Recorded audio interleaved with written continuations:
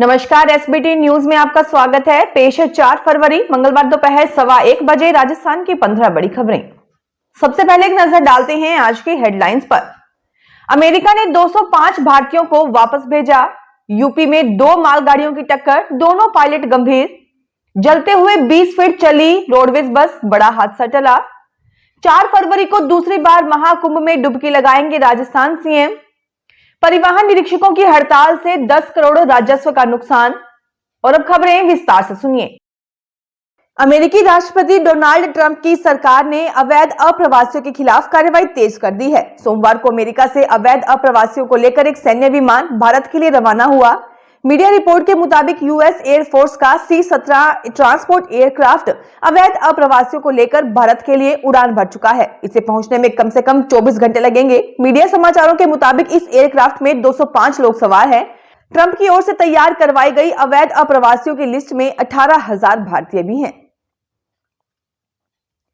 फतेहपुर में 2 मालगाड़ियों में भिड़ंत हो गई। एक मालगाड़ी ट्रैक पर ही खड़ी थी, तभी पीछे से दूसरी मालगाड़ी ने टक्कर मार दी। हादसे में दोनों ट्रेनों के लोको पायलट गंभीर रूप से घायल हो गए। टक्कर इतनी जोरदार थी कि एक मालगाड़ी का इंजन और गार्ड का डब्बा पटरी से उतर गया।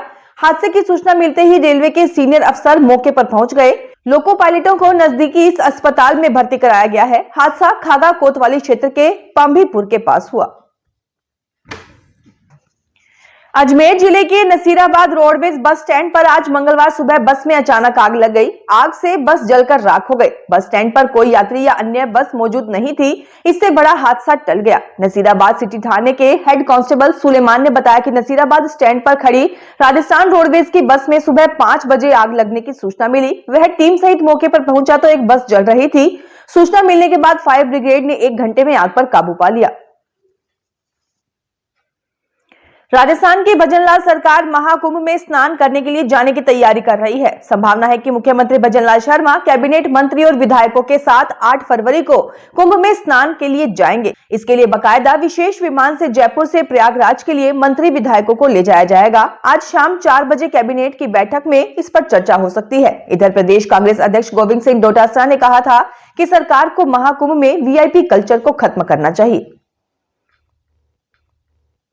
धौलपुर एसपी सुमित मेहड़ा और परिवहन निरीक्षकों के झगड़े का खामियाजा अब राजस्थान सरकार को उठाना पड़ रहा है।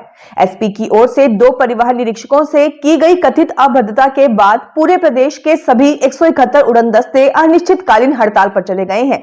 इससे राज्य सरकार को प्रतिदिन 10 करोड़ रुपए के राजस्व का नुकसान हो रहा है। हड़ताल की वजह से मंगलवार को हाईवे पर वाहनों की जांच, ड्राइविंग लाइसेंस, चालान और वाहन पंजीयन सहित अन्य काम प्रभावित हो रहे हैं। परिवहन निरीक्षकों ने सोमवार को प्रदेश भर में काली पट्टी बांधकर विरोध प्रदर्शन भी किया। प्रदेश के सभी 171 उड़न दस्तों के निरीक्षकों ने अपने वाहन ऑफिस में जमा करा दिए हैं। महाकुंभ में आज सुबह 8 बजे तक 30 लाख श्रद्धालुओं ने डुबकी लगाई।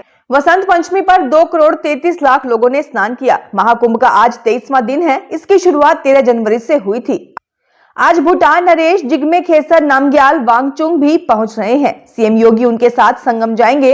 5 फरवरी को पीएम मोदी आ रहे हैं। ऐसे में योगी हेलीपैड से लेकर अरैल और संगम नोस तक की व्यवस्था को देखेंगे।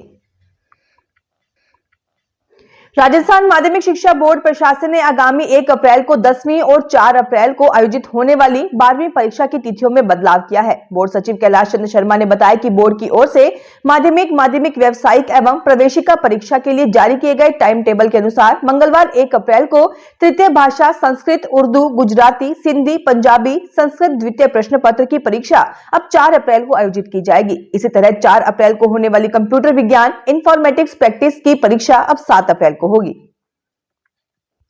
हिमाचल प्रदेश की अधिक ऊंची चोटियों पर बर्फबारी शुरू हो गई है। अटल टनल रोहतांग में सुबह से हल्का हिमपात हो रहा है। इसे देखते हुए लाहौल स्पीति पुलिस ने टूरिस्ट और स्थानीय लोगों को ऊंचे क्षेत्रों की अनावश्यक यात्रा टालने की एडवाइजरी जारी की है।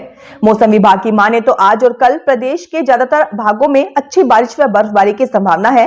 पर्यटन स्थल कुफरी, नारकंडा, मनाली, सोलंग वैली, डलहौजी, सिस्सू और आसपास के क्षेत्रों में बर्फबारी हो सकती है। राजस्थान स्वास्थ्य विज्ञान विश्वविद्यालय में पिछले दिनों वाइस चांसलर के साक्षात्कार पद पर राज्य के बाहर के व्यक्ति का विरोध शुरू हो गया है। डॉक्टर साक्षात्कार को निरस्त करवाने की कवायद में जुट गए हैं। इंडियन मेडिकल एसोसिएशन की राज्य शाखा ने राज्यपाल हरिभाऊ बागड़े को एक पत्र लिखकर इस पद पर बाहरी व्यक्ति की नियुक्ति रद्द करने की मांग की है। बताया जा रहा है कि साक्षात्कार में शॉर्ट लिस्ट हुए डॉक्टरों की चयन प्रक्रिया फिलहाल रोक दी गई है। बीकानेर में म्यूजियम सर्किल से बीच वाल के बीच 2 साल में पीडब्ल्यूडी 3 किलोमीटर सड़क बना पाया। यहां इतनी बाधाएं और सरकारी महकमे इन्वॉल्व हैं कि काम बढ़ने से ज्यादा रुक रहा है। श्रीगंगानगर चौराहे से बीच वाल तक करीब 80 बिजली के पोल हैं जो 6 लेन के बीच आ रहे हैं। हटाने के लिए 99 पेड़ भी काटने होंगे। वन विभाग से इसकी अनुमति मांगी तो विभाग ने 11 एकड़ जमीन बदले में मांग ली। दरअसल पूर्व सीएम अशोक गहलोत ने म्यूजियम सर्किल से बीचवाल तक 11 किलोमीटर 6 लेन मंजूर की थी। इसके लिए 33 करोड़ रुपए मंजूर किए थे। भ्रष्टाचार निरोधक ब्यूरो ने रिश्वत लेते पकड़े गए बीकानेर जिले के बज्जू थाने के कांस्टेबल को जांच में कांस्टेबल को दोषी माना है। बज्जू में माणकासर निवासी परिवादी मनीराम बिश्नोई के खिलाफ बज्जू थाने में SC/ST का परिवाद दिया गया था। मनीराम और परिवादी लालू राम सांसी के बीच राजीनामा भी हो गया। इसके बावजूद बज्जू थाने के तत्कालीन कांस्टेबल बनवारी लाल बिश्नोई ने मनीराम से जांच बंद करने और फाइल तैयार करने के खर्चे के 20,000 रुपए की रिश्वत मांगी। शिकायत का सत्यापन करवाने के बाद 19 सितंबर 23 को बज्जू के सरकारी क्वार्टर में ACB ने कांस्टेबल को 15,000 रुपए की रिश्वत लेते ट्रैप कर लिया। जोधपुर के बहुचर्चित अनीता चौधरी मामले में CBI की ओर से FIR दर्ज करने के बाद ओसियां विधायक भैराराम सियोल ने कहा कि अब राज्य सरकार ने अपना वादा निभाया है। CBI जांच में अनीता के परिजनों को न्याय और दोस्तों को कड़ी सजा भी मिलेगी। विधायक सियोल ने राज्य सरकार और मुख्यमंत्री भजनलाल शर्मा का आभार जताया है। उन्होंने कहा कि राज्य सरकार ने जो वादा किया उसको निभाया है। जोधपुर में महिला की बॉडी के कई टुकड़े करके गहरे गड्ढे में दफनाने को लेकर सर्व समाज में भारी आक्रोश था। भारतीय जनता पार्टी ने बीकानेर में देहात अध्यक्ष पद का चुनाव तो करा दिया, लेकिन शहर अध्यक्ष के लिए मुकाबला होना विशेष है। माना जा रहा है कि प्रदेश अध्यक्ष चुनाव के लिए आवश्यक संख्या पूरी होने के बाद शहर में चुनाव की जरूरत ही महसूस नहीं हुई। अब पहले प्रदेश अध्यक्ष का चुनाव होगा और बाद में राष्ट्रीय अध्यक्ष का। इसके बाद शेष रहे चुनाव होंगे। बीकानेर में शहर अध्यक्ष पद के लिए चुनाव नहीं होने का बड़ा कारण सहमति नहीं बन पाना है था। अब 5 फरवरी को प्रदेश अध्यक्ष के चुनाव के बाद ही बीकानेर में चुनाव होंगे। राजस्थान को 2 वंदे भारत ट्रेन की सौगात मिलेगी। ये ट्रेन जयपुर से जोधपुर और उदयपुर से अहमदाबाद के बीच संचालित की जाएगी। इतना ही नहीं, महज 4 महीने में गांधीनगर, जयपुर व जैसलमेर रेलवे स्टेशन भी वर्ल्ड क्लास बनकर तैयार हो जाएंगे। दरअसल केंद्र सरकार ने इस बजट में राजस्थान को 9,960 करोड़ रुपए का बजट आवंटित किया है, जो गत वर्ष के रेल बजट से 1 करोड़ रुपए ज्यादा है। इसके साथ ही रेल मंत्री अश्विनी वैष्णव ने सोमवार को VC के जरिए बजट प्रस्तुत करते हुए देश में 200 से ज्यादा वंदे भारत ट्रेनें दौड़ाने की बात कही है। पाकिस्तान में कराची के पुराने गौलीमार क्षेत्र के हिंदू शमशान घाट में वर्षों से अस्थि कलशों में रखी 400 हिंदू मृतकों की अस्थियां सोमवार को अमृतसर के वाघा अटारी बॉर्डर के रास्ते भारत पहुंची। ये अस्थियां करीब 8 साल से शमशान में रखी थी। परिजनों को इन्हें गंगा में प्रवाहित करने का इंतजार था। महाकुंभ योग में भारत का वीजा मिलने के बाद रविवार को कराची के श्री पंचमुखी हनुमान मंदिर में विशेष प्रार्थना सभा हुई। इसके बाद परिजन ने अस्थियों को अंतिम विदाई दी ताकि मोक्ष के लिए इन्हें गंगा में विसर्जित किया जा सके। फिलहाल इस बुलेटिन में इतना ही। फिर हाजिर होंगे और बड़ी खबरों के साथ।